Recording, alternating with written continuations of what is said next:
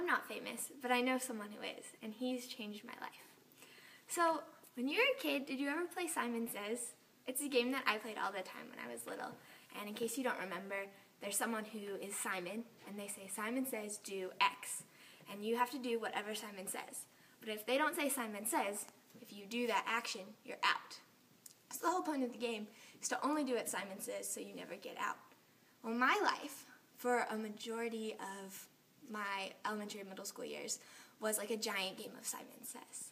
I've always grown up knowing who God is and knowing facts about God, but I never understood for a long time what a personal relationship with God was like. And so when I was about 5, my dad shared with me the fact that Jesus came to earth to take the punishment for all the wrong things that I've done. And he died and rose again so that I can live with him in heaven because I could never pay that price.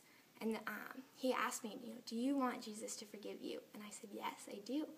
And so I prayed and asked Jesus to forgive me.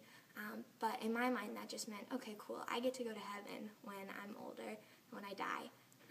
And that was all that it meant. And so I went through elementary school and middle school. I would go to church, and I was the kid who would sit in the front row and could answer any question the Sunday school teacher asked. But that was all God was to me. I thought that was what I was supposed to do. I was only concerned with doing the things that I thought you were supposed to do as a Christian. And that went on until I was in the 6th grade. And when I was in 6th grade, my family moved from Florida to Indiana. And that was a big deal for me because all of a sudden all the friends that I had had in Florida were gone. And it became really difficult for me to make new friends in Indiana. And I felt very lonely and unloved a little bit. And I blamed God for that.